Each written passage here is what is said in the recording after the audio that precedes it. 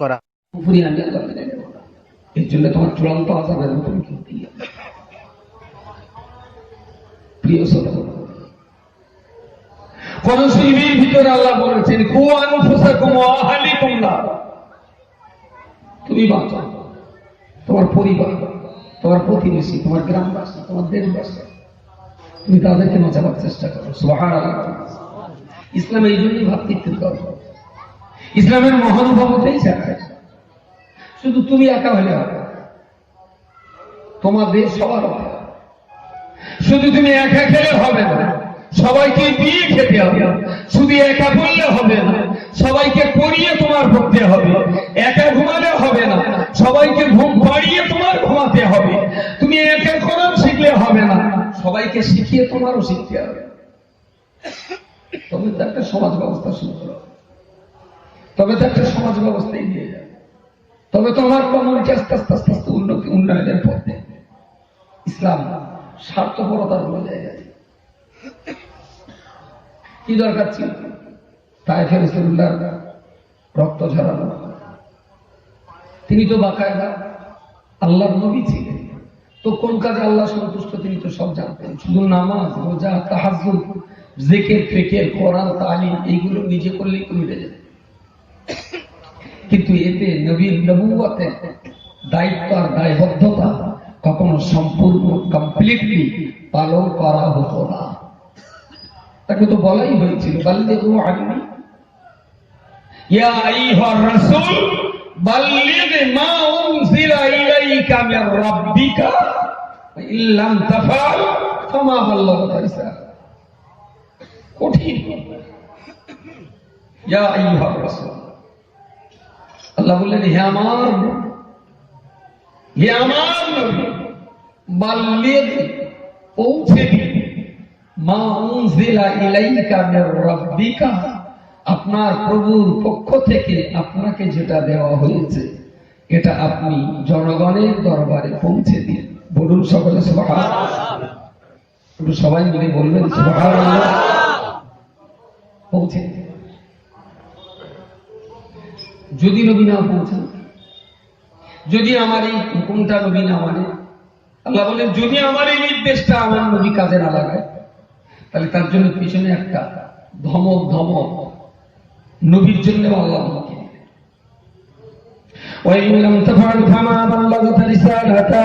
আল্লাহর বান্দা মনে রাখো, আমার আল্লাহ পাক বিশ্ব নবীকে লক্ষ্য করে বলেছেন ইয়া রাসূলুল্লাহ ইয়া হাবিবাল্লাহ, আমি আল্লাহ পাক আমার নবী মাহফুজ থেকে আপনাকে فإن لم تفعل فما بلغت رسالته। আমার আল্লাহ পাক রব্বুল আলামিন বললেন ইয়া রাসূলুল্লাহ ইয়া হাবিবাল্লাহ, যে দায়িত্ব আপনার উপরে চাপানো হলো ফাইন লাম তাফআল, এই দায়িত্ব যদি পালন করতে না পারেন ফামা বাল্লাগত রিসালাতা, তাহলে আপনাকে দায়িত্ব দেওয়ার পরে আপনি দায়িত্ব পালন করতে ব্যর্থ হলেন, আপনি কমপ্লিট নবী হলেন না, আপনি ব্যর্থ নবী, আপনি সার্থক নবী হতে পারলেন না, আপনি ফেল করা একজন নবী হয়ে গেলেন। ও নবী মুহাম্মদ রাসূলুল্লাহ, আমি খালিক মালিক আপনার মাবুদ হয়ে আপনার উপরে দায়িত্ব চাপিয়ে দিলাম। বাল্লিগ মা উনজিলা ইলাইকা মির রাব্বিকা, আপনার প্রভু আমি আল্লাহর পক্ষ থেকে আপনাকে যে আলোর দিশারি কোরআন নামের যে কিতাব আপনাকে দিয়েছি, অত্যন্ত যত্ন সহকারে এই কিতাবটাকে পৃথিবীর মানুষের দ্বারে পৌঁছে দিতে হবে। জোরে বলুন সুবহানাল্লাহ। আর এই পৌঁছাতে যে বাধা সৃষ্টি করতে, যদি এই আয়াত পৌঁছাতে নবী না যেতে, তায়েফে নবীর রক্ত ঝরার কোনো প্রশ্ন ছিল না, ওহদে রাসূলের দাঁত যাওয়ার কোনো সমস্যা ছিল না। 2 বছর ধরে সেবে আবু তালিব উপত্যকায় একাকী জীবন যাপন, বয়কট হয়ে একাকী জীবন যাপন করার কোনো দরকার ছিল? সাংঘাতিক ভাবে, সামাজিক ভাবে বয়কট, রাষ্ট্রীয় ভাবে কোণঠাসা,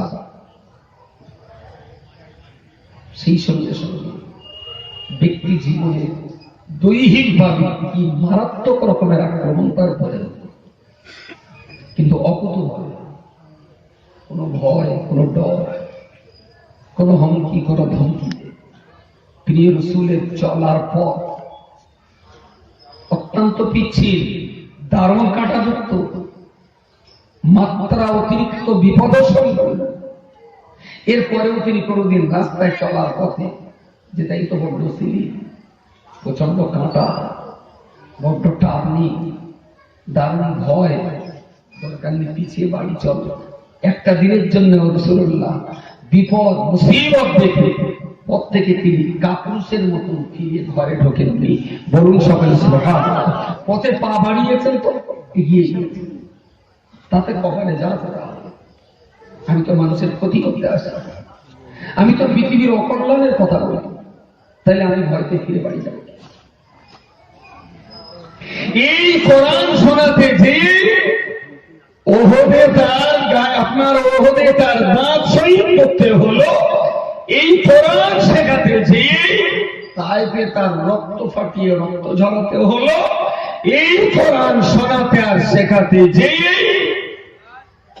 তার জীবনের 26টা যুদ্ধ ময়দানে নামতে হলো, এই কোরআন শেখাতে যে তাকে 2 বছর বয়কট হতে হলো, এই কোরআনটা মানুষের সামনে তুলে ধরতে যে তার জন্মভূমি মক্কা ত্যাগ করে মদিনায় হিজরত করতে হলো।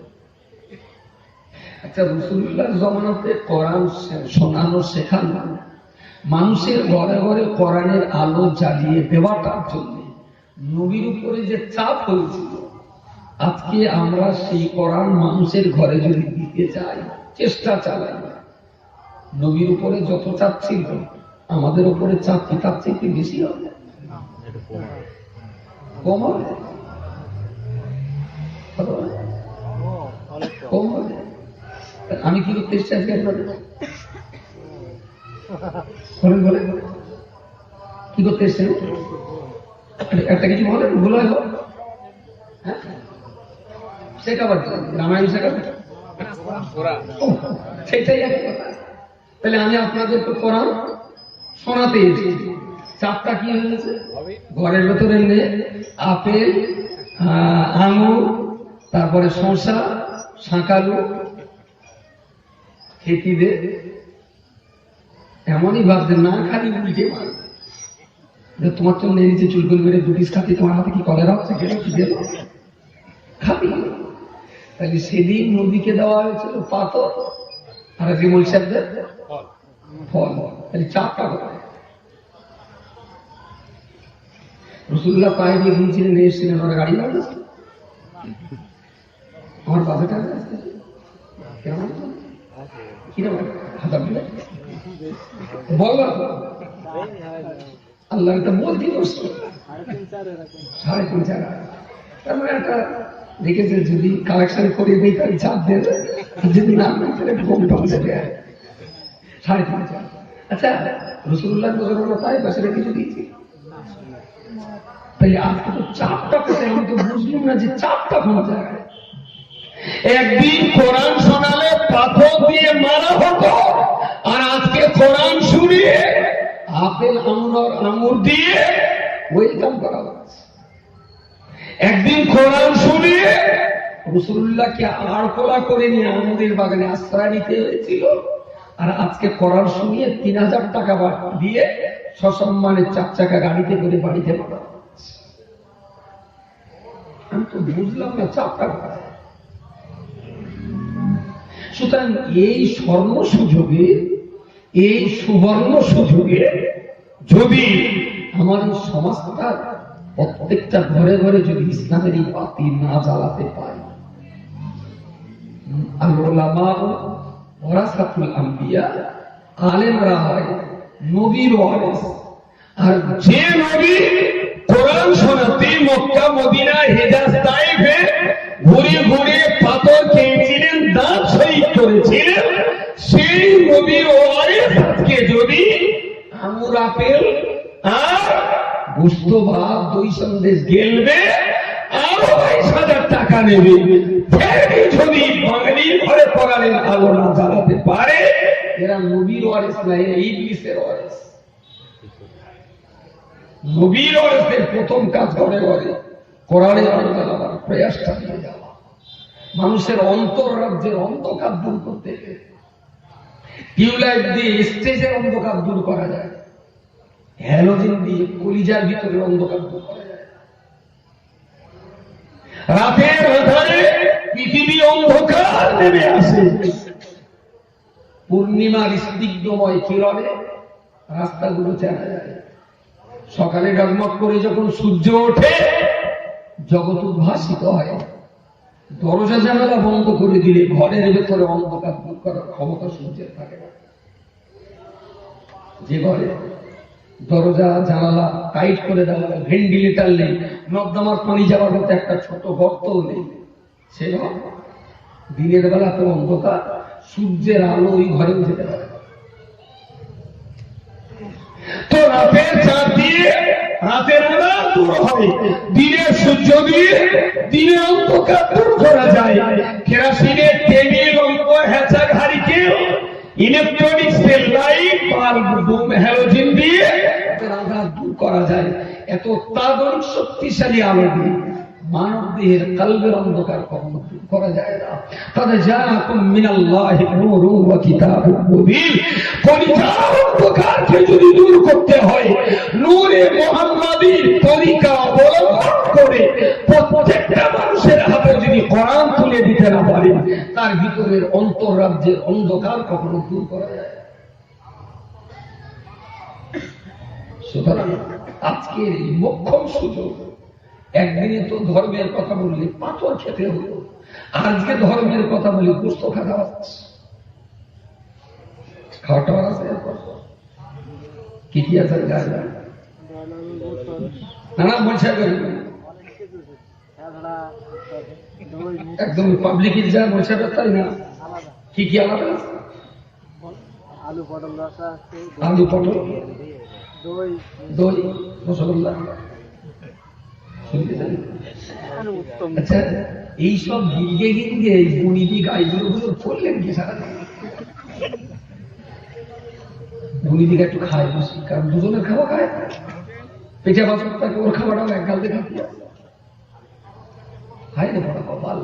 এই মোক্ষম সুযোগটা এত সুন্দর স্বর্ণ সুযোগ, যে যুগে ধর্ম প্রচার করে পয়সা পাওয়া যায়, যে যুগে কোরআনের কথা বলে মানুষ উপহার দেয়, যে যুগে কোরআনের কথা বললে মানুষ আদর করে, যত্ন করে।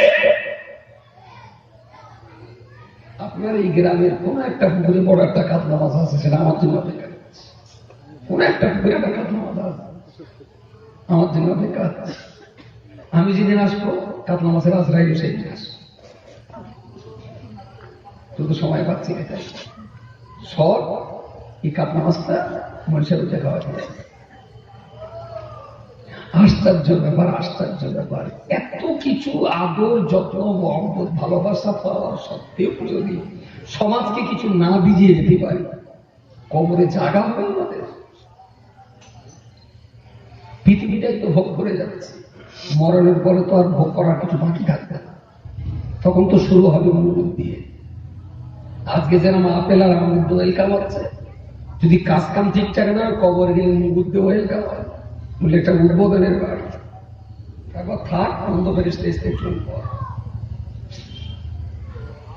প্রিয় মুসলমানগণ, মনে রাখুন, লাইন শাকারতুম লাযীদান্নাকুম, যদি আপনি আমি আর আপনি দুনিয়ার জমিনে যদি আল্লাহ শুকরিয়া সুবহানাহু পালন করতে পারি, আল্লাহ যে উদ্দেশ্যে আমাদের তৈরি করেছেন, আল্লাহর উদ্দেশ্য যদি সফল করতে পারি, তাহলে নিশ্চিত আমার ইহকালের জীবনে যেমন কল্যাণ, আমার পরকালেও তেমন কল্যাণ। মা বুড়ো বাচ্চাটা বারবার হামাগুড়িতে চলে দিকে যাচ্ছে, তো দুবার হাত ধরে টেনে দিয়েছে, ফের গেছে, মা কান ধরে দেশে একটা চট বারটা নিচে নেওয়া করে সেটি মানুষের বড় তো বুদ্ধি আছে, একেবারে নির্বুদ্ধি একটু আছে।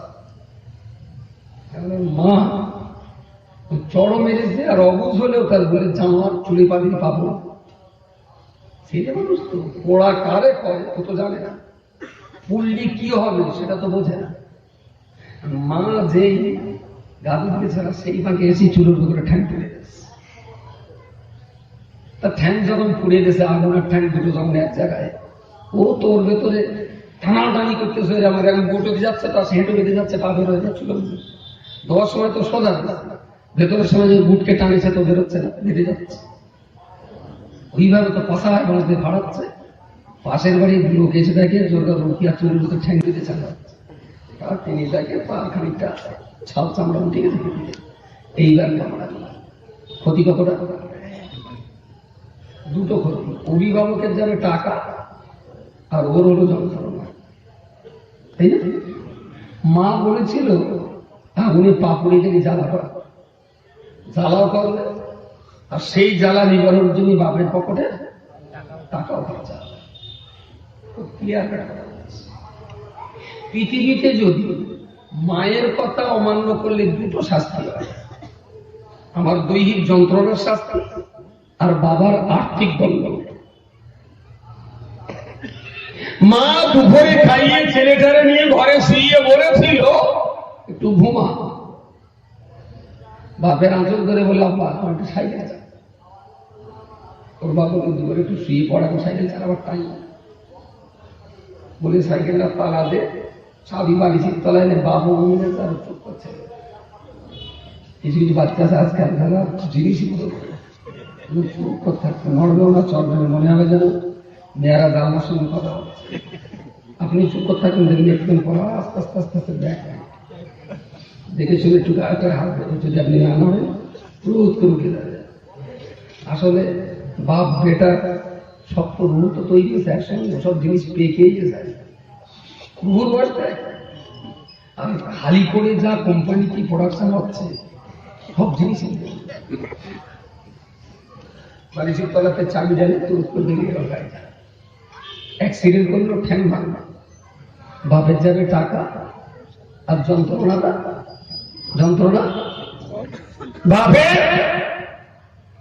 বাপের টাকা, ছেলের যন্ত্রণা। আর ও যখন রাত্রি রাত্রি পাশায় মাছ দিয়েছে না, চিড়িক মেরে মেরে তারপরে বাড়ি কেউ তো মনে করবে, ওর জ্বালায় বাড়ি কেউ, ওর হবে যন্ত্রণা, বাড়ির লোকের হবে ঘুম কামাই, বাপের পকেটের টাকা শেষ, তিনটে লস। পৃথিবীতে যদি ইসলামকে অমান্য করে, নাম্বার 1 আপনার জীবনে কষ্ট হবে, নাম্বার 2 সেই কষ্টের প্রতিবেশীরাও ভোগবে, নাম্বার 3 বিনিময়ে মরণের পরে জাহান্নামে যেতে হবে। মত ইসলাম বলেছে এটা খেয়ে আপনি খেয়ে এতে হবে কি আপনার কলিজা, ভেতরের পাসপত্র শেষ, একদম শেষ। কালকে রাত্রে এই রাস্তা দিয়ে দিচ্ছি, একদম রাস্তার মাঝখানে একটা 4 চাকা ভ্যান, পুরো রাস্তার মাঝখানে বলতেছে এটাতে ঘুরে দাও। আমার ড্রাইভারটা সেই লোকের রাস্তা, আমি বলে দেবো চাকাটা গাড়িটা খারাপ হয়ে গেছে, মানে মাঝখানে থাকবে। আমি বলে করছি গাড়িটা খারাপ হচ্ছে না, ভালো গাড়ি, তুই ধাপ দিতে দুটো কানা দিতে যাবে, রোড দেখিস ওটা একটু সরিয়ে দাও।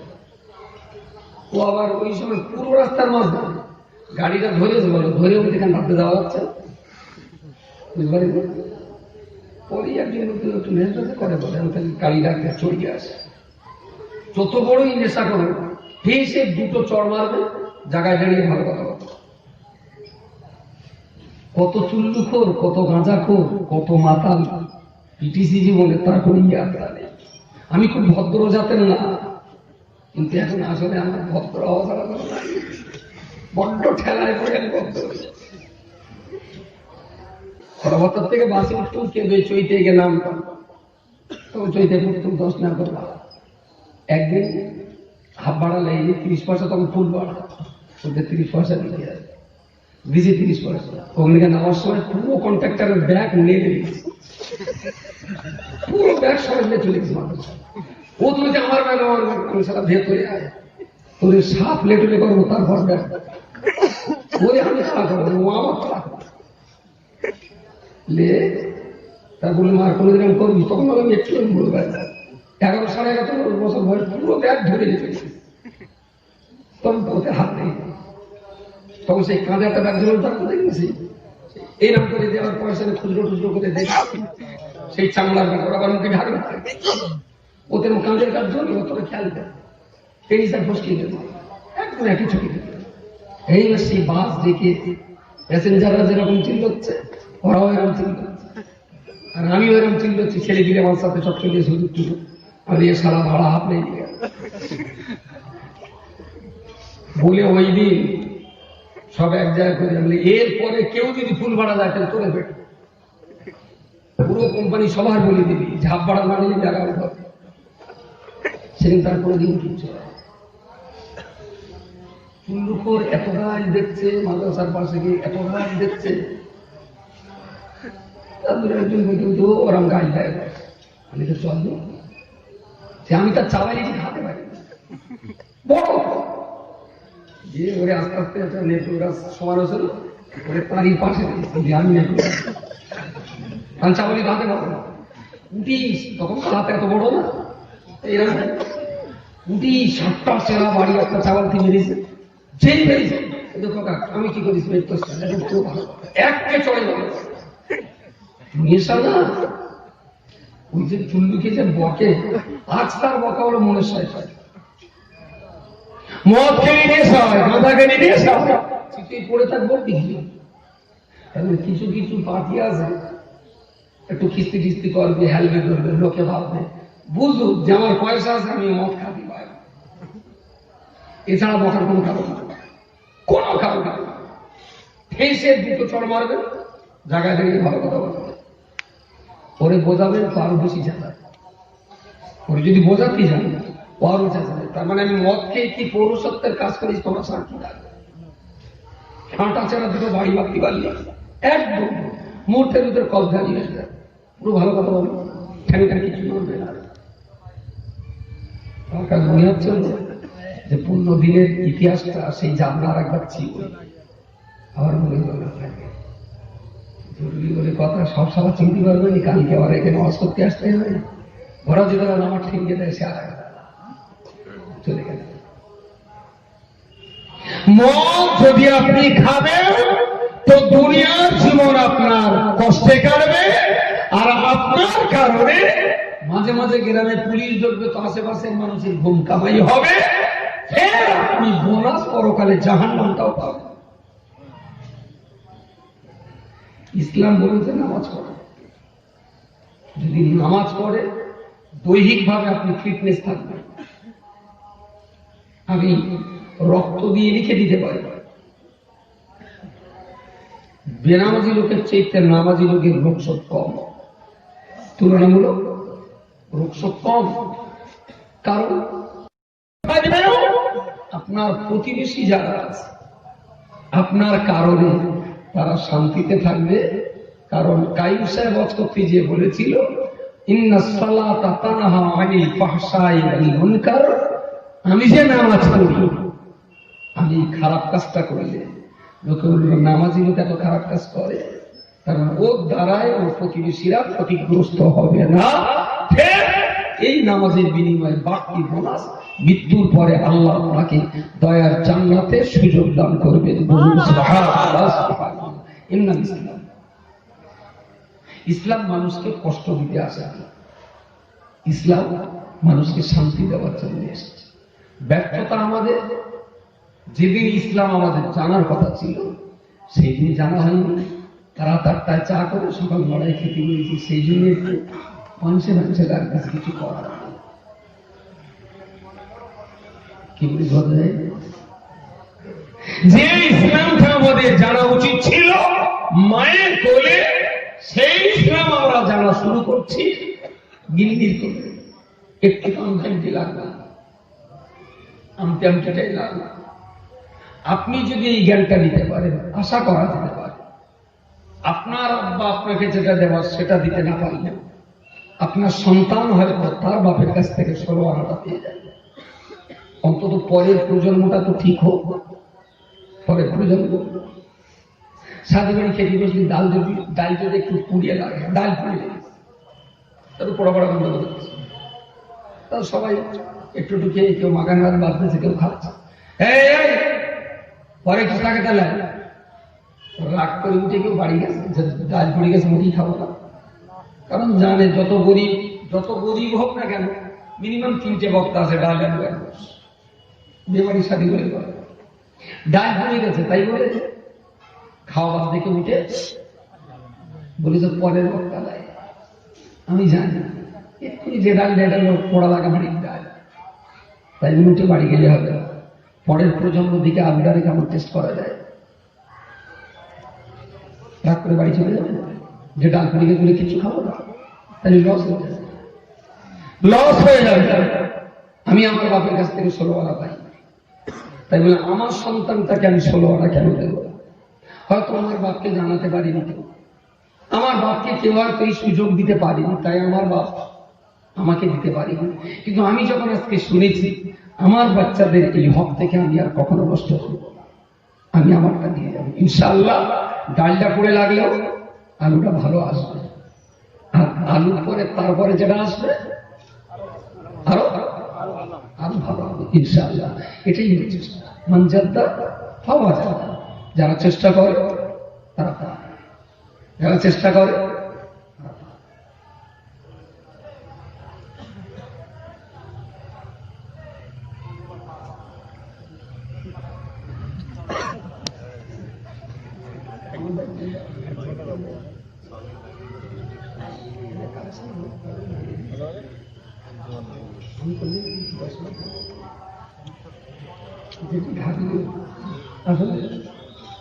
আমি বলেছিলাম আব্দুল মহিদি জানি আমার সময়ের শর্ট, আমি দুটো কথা বলি আর আব্দুল মহিদ দুটো 10 মিনিট হবে না, 11 মিনিট যাওয়ার পর এমনি তো 6 মিনিট মাত্র।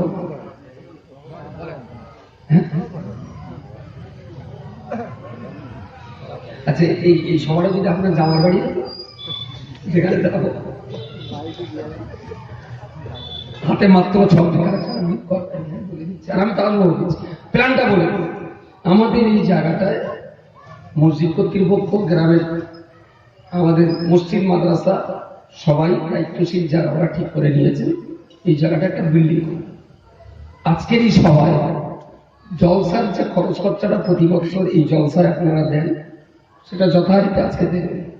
এবং আমি খুব তাড়াতাড়ি একদিন জুমায় আসবো, আপনারা যেদিন বলবেন, আমার তো কোনো জমার দায়িত্ব নেই, আমি জুমায় আসবো, সেই দিন একটা মিটিং করে নেব, হয়তো 10টা থেকে 11টা পর্যন্ত আমরা একটা মিটিং ছেড়ে দেব, নিয়ে টোটাল প্ল্যান এস্টিমেটটা জুমা মসজিদের সবাইকে আমরা শুনিয়ে দিয়ে এই বিল্ডিং এর জন্য মসজিদ থেকে আমার মহল্লার লোকজনের কাছ থেকে আমার প্রথম মসজিদ থেকে কালেকশন ইনশাআল্লাহ শুরু করব। আজকে প্রতিষ্ঠানের বিল্ডিং পারপাস কোনো কালেকশন আমরা এখানে করব না, এখানে ইফেলা সাহেবের কালেকশনটা হোক ইনশাআল্লাহ 10-15 দিন 20 দিন পরে আমরা মসজিদে বসে বিল্ডিং এর প্ল্যান এস্টিমেট অনুযায়ী আমরা কালেকশনটা করব। তো সেই জন্য আমি আর কালেকশনটা করবো না, আব্দুল মহিদের হাতে সময় রয়েছে।